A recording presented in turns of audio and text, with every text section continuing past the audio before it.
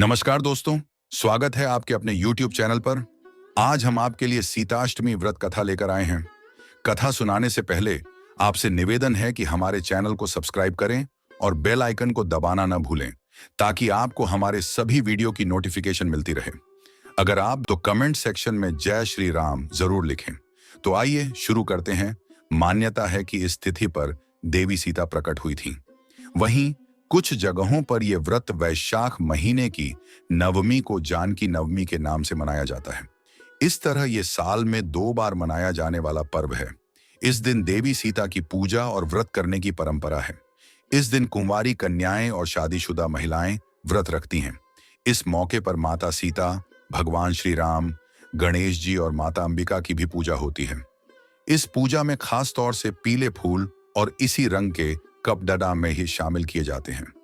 16 श्रृंगार की चीजें भी चढ़ाई जाती हैं, जो बाद में कुंवारी कन्याओं को देने की परंपरा है। इस दिन पूजा में सिर्फ पीली चीजें ही चढ़ाई जाती हैं। इस दिन दूध और गुड़ से बने पारंपरिक व्यंजनों का ही प्रसाद के रूप में भोग लगाया जाता है। सुबह शाम पूजा करने के बाद व्रत का पारण किया जाएगा। माता सीता का जन्म और उनके नाम जब राजा जनक संतान पाने की इच्छा से यज्ञ के लिए हल से जमीन तैयार कर रहे थे।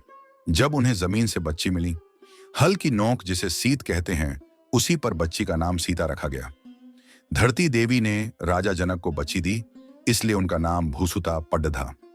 इसके बाद राजा जनक ने पाला तो जानकी और जनकसुता नाम पड्डरिधा। वो मिथिला की राजकुमारी थी, इसलिए उन्हें मैथिली कहा जाने लगा। जानकी जयंती के दिन सुबह जल्दी उठकर नहाएं। इसके बाद व्रत और पूजा का संकल्प लें। चौकी पर सीताराम सहित जानकी, माता सुनैना, कुल पुरोहित शतानंद की मूर्ति या चित्र स्थापित कर उनकी पूजा करें। सीताष्टमी पर खास तौर से हल और धरती माता की पूजा करने का भी विधान है।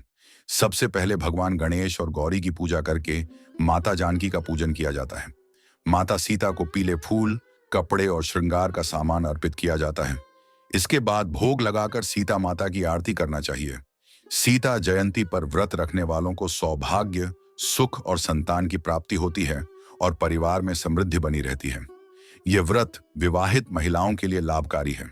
इस व्रत के प्रभाव से वैवाहिक जीवन की समस्याएं दूर हो जाती हैं। सुखद दाम्पत्य जीवन की कामना से यह व्रत किया जाता है। कथा एक वाल्मीकि रामायण के अनुसार एक बार मिथिला में पड़े भयंकर सूखे से राजा जनक बेहद परेशान हो गए थे। तब इस समस्या से छुटकारा पाने के लिए उन्हें एक आर्षि ने यज्ञ करने और धरती पर हल चलाने का सुझाव दिया। आर्षि के सुझाव पर राजा जनक ने यज्ञ करवाया और उसके बाद राजा जनक धरती जोतने लगे। तभी उन्हें धरती में से सोने की खूबसूरत संदूक में एक सुंदर कन्या मिली। राजा जनक की कोई संतान नहीं थी, इसलिए उस कन्या को हाथों में लेकर उन्हें पिता प्रेम की अनुभूति हुई। राजा जनक ने उस कन्या को सीता नाम दिया और उसे अपनी पुत्री के रूप में अपना लिया। 2. कथा माता सीता के जन्म से जुड़ी एक और कथा प्रचलित है, जिसके अनुसार कहा जाता है कि माता सीता लंकापति रावण और मंदोदरी की पुत्री थी। इस कथा के अनुसार सीता जी वेदवती नाम की एक स्त्री का पुनर्जन्म थी। वेदवती विष्णु जी की परम भक्त थी और वह उन्हें पति के रूप में पाना चाहती थी। इसलिए भगवान विष्णु को प्रसन्न करने के लिए वेदवती ने कठोर तपस्या की। कहा जाता है कि एक दिन रावण वहां से निकल रहा था जहां वेदवती तपस्या कर रही थी, और वेदवती की सुंदरता को देखकर रावण उस पर मोहित हो गया। रावण ने वेदवती को अपने साथ चलने के लिए कहा, लेकिन वेदवती ने साथ जाने से इनकार कर दिया। वेदवती के मना करने पर रावण को क्रोध आ गया और उसने वेदवती के साथ दुर्व्यवहार करना चाहा।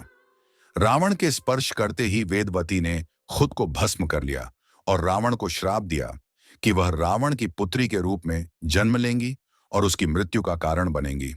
कुछ समय बाद मंदोदरी ने एक कन्या को जन्म दिया, लेकिन वेदवती के श्राप से भयभीत रावण ने जन्म लेते ही उस कन्या को सागर में फेंक दिया, जिसके बाद सागर की देवी वरुणी ने उस कन्या को धरती की देवी पृथ्वी को सौंप दिया और पृथ्वी ने उस कन्या को राजा जनक और माता सुनैना को सौंप दिया। जिसके बाद राजा जनक ने सीता का पालन पोषण किया और उनका विवाह श्री राम के साथ संपन्न कराया। फिर वनवास के दौरान रावण ने सीता का अपहरण किया, जिसके कारण श्री राम ने रावण का वध किया और इस तरह से सीता रावण के वध का कारण बनी।